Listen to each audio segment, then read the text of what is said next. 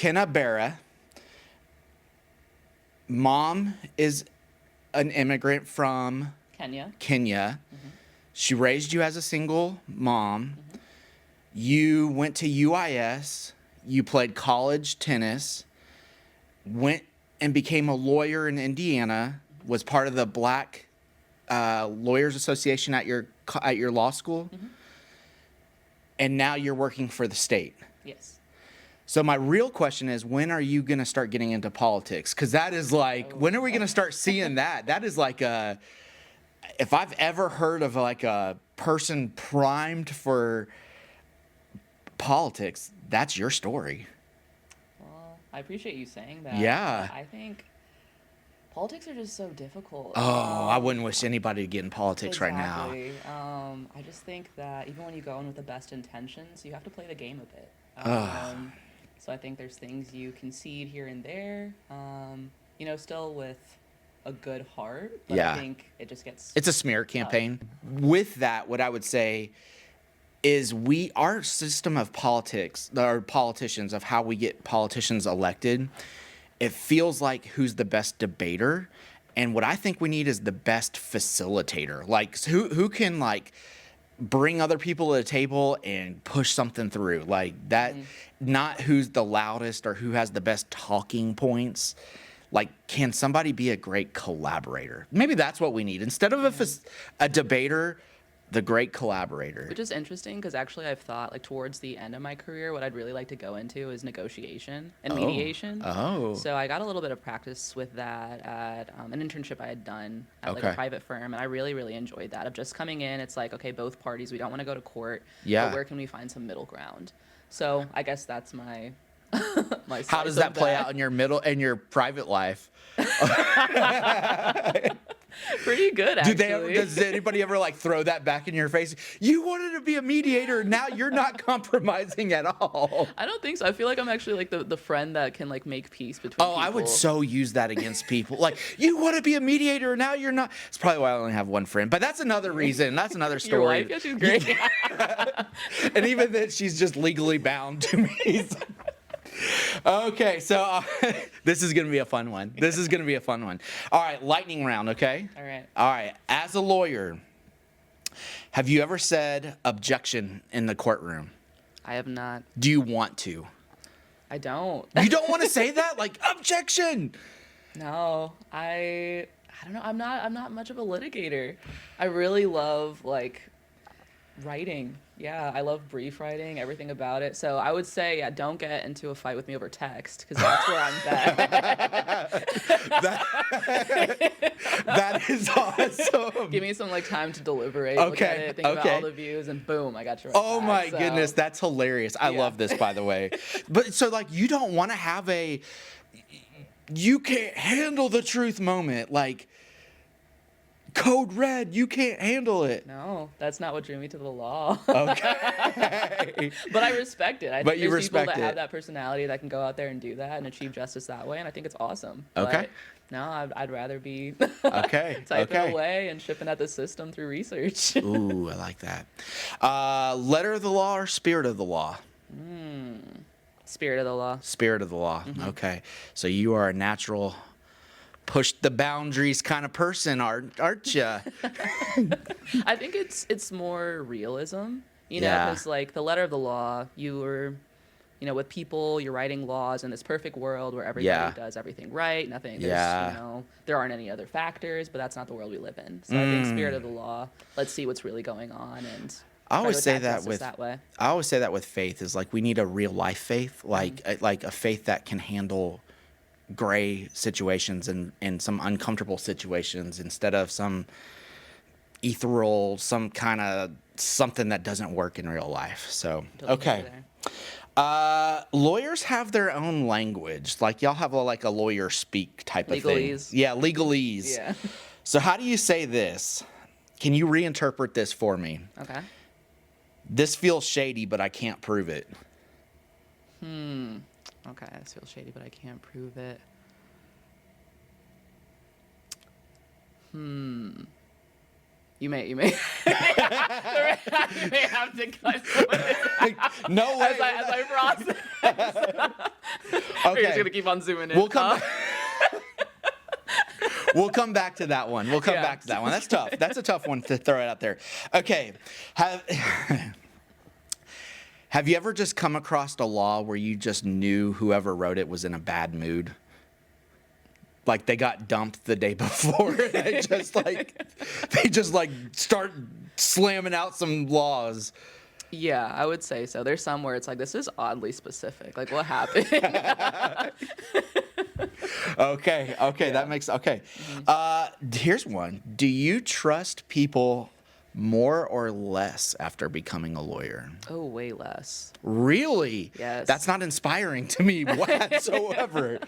Yeah, I think a lot of the cases that we see, some of the defendants are people that you would never expect to be doing certain crimes. All right, last lightning round question.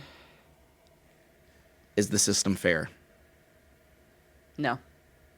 Why?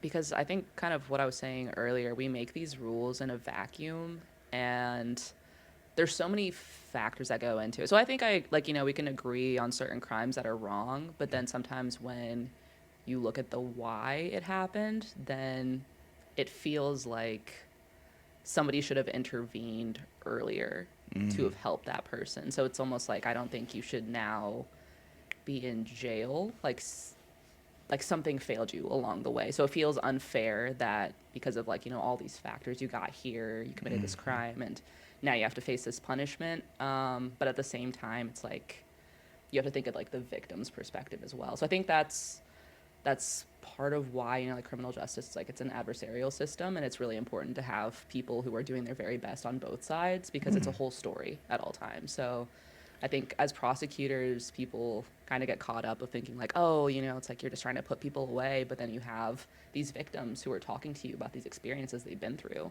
So it's like sometimes some of these laws were there to protect them for these exact reasons, but then you're on the defendant's side, and something may have happened to them, or they were facing really hard whatever circumstances in their life, and then unfortunately they made this poor decision. So you also have a heart for them. So it's just trying to balance that. So I don't think it'll ever fully be fair, but all we can do is just continue advocating as best we can on both sides, and hopefully achieve as best of justice as we can, and then also just really pour into community centers that help the youth. And Are you a big advocate of that? It seems like you're a big advocate for investment so people don't have to see you. Exactly. Essentially. Yeah. Okay. Yeah. Wow. Thank you for that. I really appreciate that honest answer. I struggle because I don't think the system's fair, and I do one small tiny thing. It's not tiny actually, but it's a massive thing. There's people who have been locked up for years for selling weed, and now there's corporations and pharmacies who are making money off of it, and they're buying yachts from it, Right. For the last 20 years or 30 years, people have been locked up, and wait, what? Exactly. Yeah. So, okay. And they're predominantly, not white people who have been locked up for that. Right. Would that be fair? Yeah, it's a fair assessment. Okay. Wow. Okay. So, lawyer / pickleball, Kenna Bere. Yeah. I like it. All right, a little flavor. Yeah. He's getting comfortable. Yeah, I'm getting comfortable with that. Okay, so here's my question. You are a safety lawyer.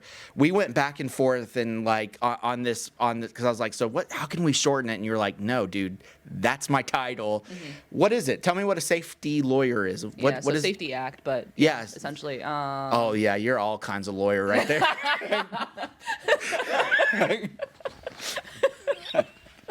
My mom goes on me about that too. It comes from a place of love. But yeah, so the Safety Act is what got rid of cash bail in Illinois. So I say it's more of an equitable system. So it's no longer, who can bail you out? How much money do you have with your community? Essentially, it's based on whether they believe you'll flee. So it's willful flight or dangerousness. And all of those, there's a lot of factors that are built in that a judge is able to look at, and so to make that determination. And you've spent your professional career so far working on that. I have. It's crazy. It actually, went into effect in 2023, so like in September. And that's around the time I started my job in August of 2023. So I've actually got to see this area of law grow, which is so rare in the law. You know, like most things are so set in stone. But yeah. So we've been. So you've got to kind of be in the cutting edge of this law. Yeah. That's kind of a fun experience. Wow. What drew you to the law in the first place? Yeah. Speaking of 2023, do you remember me honking at you down on Cook Street or? Yes. Do you? I was like, hey. And we hadn't really met. I saw you at the court one time. And that's just like totally my personality. Hey. And you're like, who is this guy? I was like, did I offend someone? What happened? Why am I getting honked at? Will you be my second friend?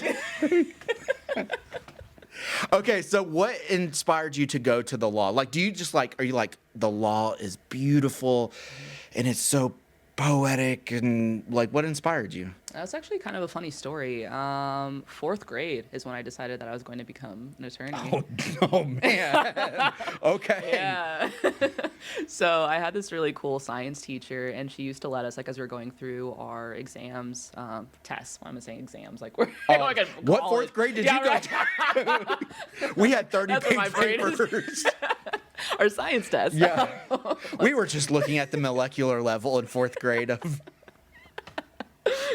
So during our tests, when we'd go over the answers in class, she would let us debate. So like if we wrote one answer, circled one answer, whatever, and we thought it was right, if we could back it up and enough people like believed it too, then we could get that answer changed. Oh my goodness. So that happened. It was one of these questions, and funny, I still remember the question. It was, so on this question in particular, people would raise their hand if they got it wrong, and a lot of us did.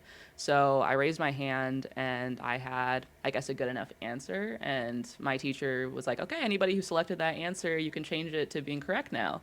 And I remember like that feeling of like, wow, I helped everybody in my class. I made an argument, and that was nice. And my fourth grade self knew that lawyers make arguments and help people. And I went home and I told my mom I'm going to be a lawyer one day. And she was like, okay, because at that point I think I had wanted to be a photographer, wanted to be a teacher like her. So she's like, okay, maybe it's a little phase, but it never went away.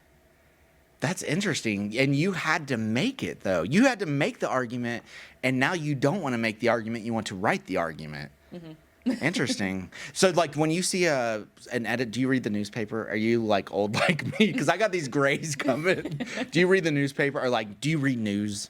Honestly, I Not get a lot much. of my news from, like, certain, like, Instagram sources. Okay, so, like, when somebody's doing some kind of public discourse, are in your lawyer mind, are you like, I see your argument, I see this, and this, and this is your dots, and this, like, you just like, right, like a beautiful mind, you're just like, I wouldn't go that far, but okay. A very okay mind. Okay. A nice mind, if you will. So going to your world and being a lawyer, what do law schools not prepare you for?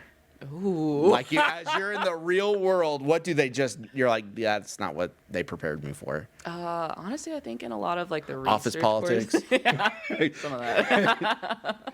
In some of the research courses, I think they're a little too hard in terms of being like, don't look at other sources, don't talk to your colleagues about this, we want this to all be your own work. And then you get into like practice, and someone is like, oh, just like take mine and switch up a couple things. You're like, oh, we can collaborate. So yeah. Do you ever use Wikipedia? No. Judge, the Wikipedia page said this. But funny enough, I have seen a case that used Wikipedia. It was like there was a shooting that happened, and they compared the shooting to like something that would happen in GTA. Oh no, and they then did they not. added a citation from Wikipedia about what Grand Theft Auto is. Oh my goodness. Well, the new generation, it's going to be a very interesting new generation as we come up. Mm-hmm. Last question on lawyering. What do you want us to know about lawyering? Like, what do you want us to know about your job, your experience? You're still kind of at the first quarter of it, I would say, like after graduate school. Yeah. I'd say that if you have a passion for the law, there's a place for you. Oh. Yeah. I've been exposed just to not breaking the passion for breaking. There's no right. The place for you isn't so fun. But yeah, if you want to get into it, there's so many different things that you can do with even just your law school degree, let alone like, once you pass the bar and stuff. So yeah, there's a lot to do with a legal license. Well, not even a legal license. There's a lot to do after graduating from law school. How does it feel working for the empire? You're working for the state, right? Mm-hmm. I mean, you're working for the empire. Like, how does that feel? I like it. I think private practice is fantastic, and I think people do a lot of like good work there. I think what's difficult though is that you want to help, like your next door neighbor and all of these kind of things, but at the same time you have to get in money from like bigger corporations and those kind of, I don't know, entities, which can sometimes be problematic. So I feel like with private practice, because I've watched Law and Order and Boston Legal, I feel like with that there's a greater chance for you to feel morally dehydrated being in private practice versus working for the state. Do you agree or no? I would say I agree for the most part. For the most part. Yeah, because I mean, I think with what I do, I don't know, say what they do, like the Attorney General's office, like what kind of cases they're handling. So even within like that's true. The state, I couldn't tell you I know what like each branch is doing and how they feel about like the happiness, so, their happiness essentially. Because you just get different cases. You work in different departments that handle various issues. So I think with me, it's mostly like just criminal, and I love criminal law. I think it's very interesting. But I think if you get into like family law, I know can be really draining. At one point, actually, when I went into law school, I really wanted to become an immigration attorney. Yeah. And then we took a course, and we actually had these people who came in. And they talked to us about how they were doing asylum cases. So they had trauma. What was it? Like trauma counselors for their clients and then also for themselves because of like all the stories they were hearing. Yeah. And then sometimes you can help, sometimes you can't help. And people have like, invested so much in bringing like, this child over, and then they have to get sent back to like their home country, which sometimes is, like in a state of war or something like that. So hearing about that, I know myself and I was like, I don't think I can do this day to day and be okay. But I completely respect it. And I think it's important work. Just that's a lot of, emotions that you're going through. That is a lot of emotion. Do you feel like, but that where the emotions are is where the passion is too, right? Mm-hmm. So that could be two sides of a different coin there, right? For sure. Yeah. Anything else you want to say about being a lawyer? I think it's just so amazing to see I'm gonna sound super old right now, to seeing a young person doing some amazing things, especially in downtown Springfield and in our state, and to say that you're working to make it fair and equitable, like my heart flutters. So like, anything else you want to say about that, your experience? Let's see. Okay. Yeah, I'm trying to think if there's like there's like one more like takeaway that I have, but I don't think I do for now. That's wonderful. Yeah. I really appreciate the work you do. So now we get to kind of talk into another question. All right. And so you are a pickleball. We get to talk pickleball. All right, let's do it. Oh, we're talking pickleball. Yeah. Okay, so but you are a former college tennis player. Mm-hmm. At UIS, right? Yep. Okay, so you are a college tennis player. Now you're a pickleballer. Here's my question to you. Mm-hmm. Did pickleball feel like a downgrade? No. No.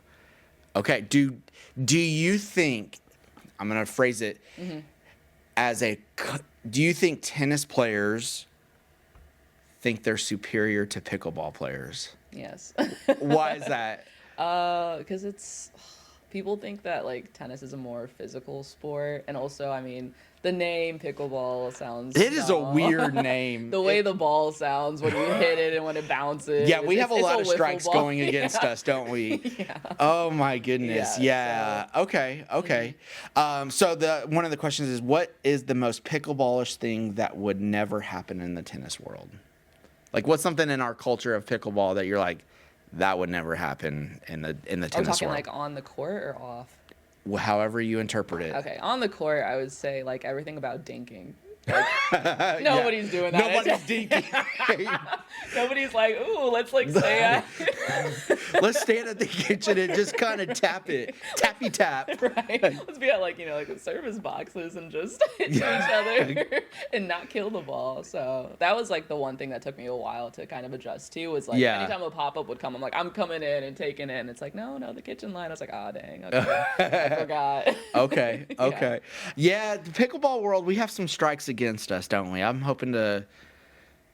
I probably am one of the strikes against us anyway. As it.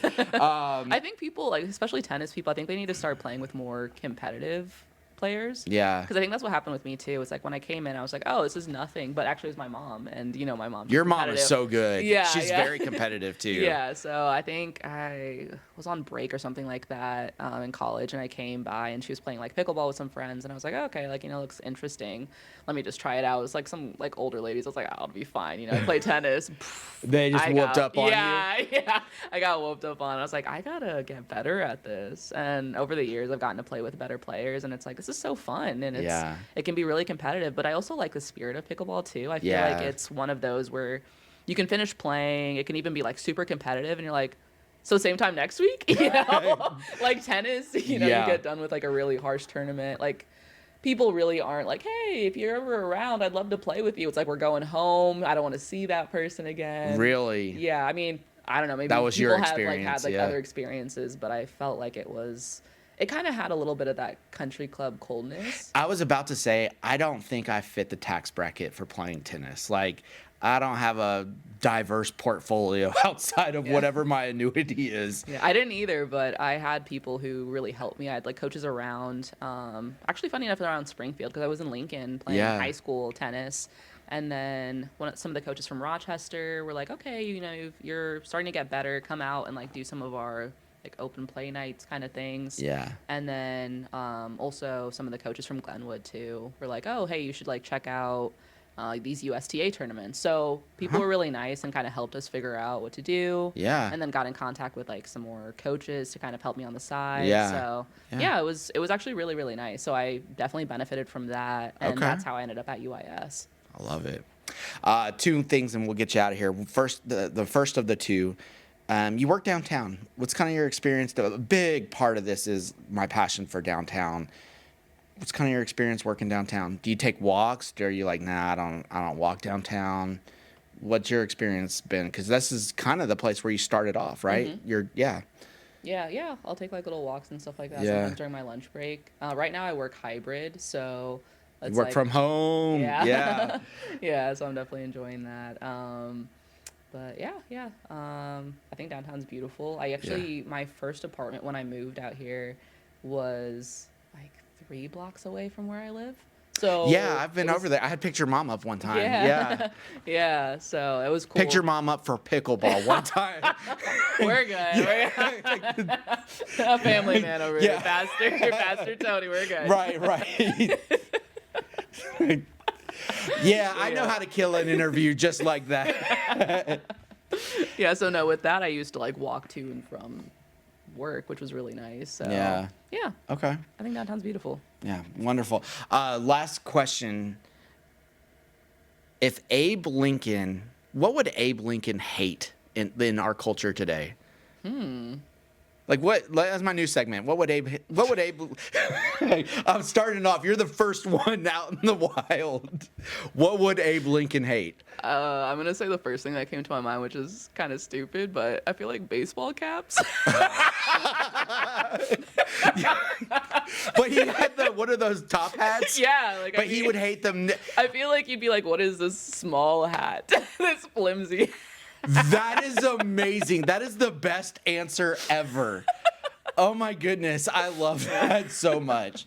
Oh goodness. Yeah. I feel like I could have taken a legal route with that one. No. That's exactly what I wanted you to say. Oh my goodness. Bere. Bere. I still can't. It's 2 short E's. Bere. There we go. Perfect. Thank you for dropping by. I really appreciate it. Yeah, thank you for having me. This has been great. Oh man, this has been good. Thank you. My heart. This is very well. This is good. So, thank you. All right. Thanks.